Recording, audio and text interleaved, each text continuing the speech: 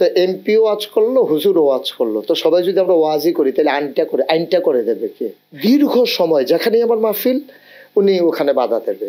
পট পরিবর্তনের পরে সর্বপ্রথম ওই এলাকা থেকে লোকজন আসলো, হুজুর বৃষ্টির ভিতরে আমরা ওয়াজ শুনবো।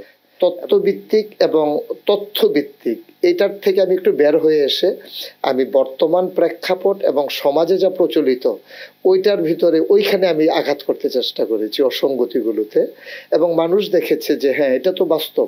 এই চেষ্টাটা করতে গিয়ে অনেক গল্প থাকে, কখনো কি আসলে বাধা এসেছিল কিনা আমরা একটু শুনতে চাই। আসলে অনেক সময় বিড়ম্বনার শিকার হয়েছি।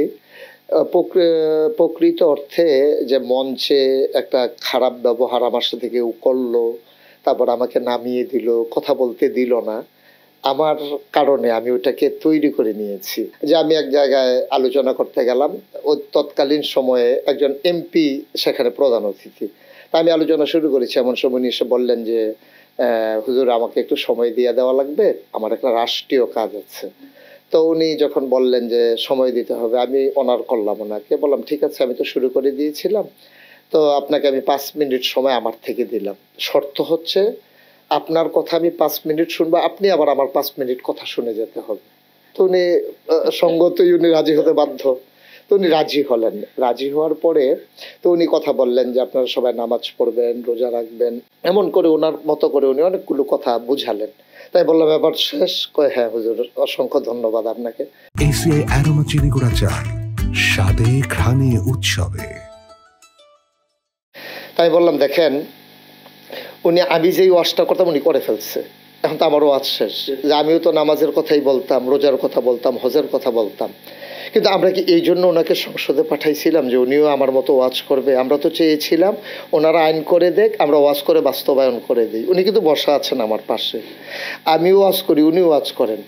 তো এমপিও ওয়াজ করলো, হুজুরও ওয়াজ করলো, তো সবাই যদি আমরা ওয়াজই করি তাহলে আইনটা করে দেবে কে? এখন তো জনগণ সব একেবারে হাততালি দিয়ে সবাই উৎফুল্লভাবে এইমাত্র আমাদের এমপিকে ধরা হইল, এখন উনিও বিব্রত, উনি আর কিছু বলতেও পারতেছেন না, যেহেতু আমি ওনাকে বলে নিছি এবং ওনাকে হাত করে নিছি। তো এইরকম দেখা গেছে যে এরকম হয়ে যায়। যেমন কুমিল্লা অঞ্চলে আমি একটু বিশেষভাবে কথা বলতে পারিনি, এই জন্য কুমিল্লা অঞ্চলের মানুষগুলো খুব হৃদয়ে রক্তক্ষরণ। আপনি নিজেই দেখলেন একজন মানুষ এখন যে আমাকে দাওয়াত দেওয়া, দেখলাম যে আপনি দাওয়াত দিতে আসলো এবং সে বসেছিল আমাদের সাথে, এবং পুরো আপনার মানে শিডিউলটা দেখে আপনার একদিন সময় বের করতে খুব কষ্ট হলো। তার মানে কি ভীষণ ব্যস্ত সময় পার করছেন।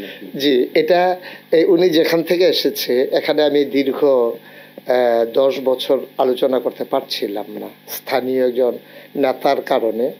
উনি মঞ্চে গেলেন, সময় চাইলেন, আমি বললাম ঠিক আছে ওনাকে দিয়ে দেন। লোকজন সেটা ভালোভাবে নিল না, যে হুজুরকে থামিয়ে ওনার মতো মানুষ কেন কথা বলবে, স্বাভাবিকভাবে মানুষগুলো নিল না, সবগুলো মানুষ উঠে গেল।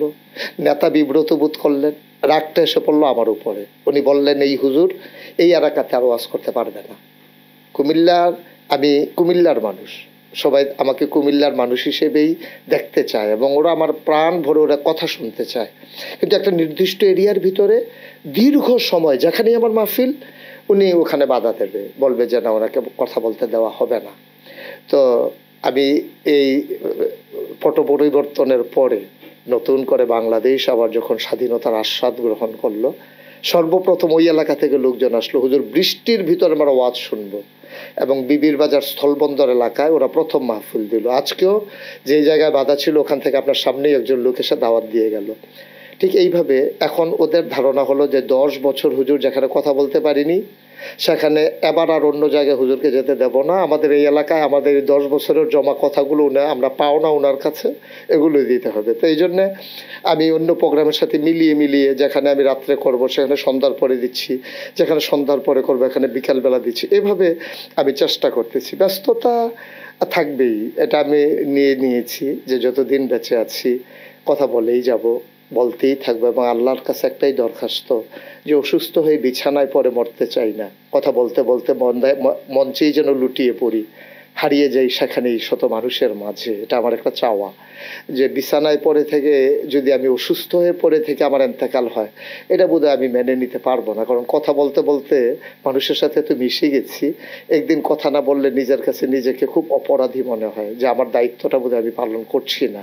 এজন্য আমি সবসময় আল্লাহর কাছে চেয়েছি যে কথা বলতে বলতেই একদিন দুনিয়া থেকে বিদায় হতে চাই, হাসপাতালের বেডে অথবা বাসার বিছানায়, সেখান থেকে আমি হারিয়ে যেতে চাই না। ময়দান থেকে এসেছি, ময়দানে হারিয়ে যেতে চাই।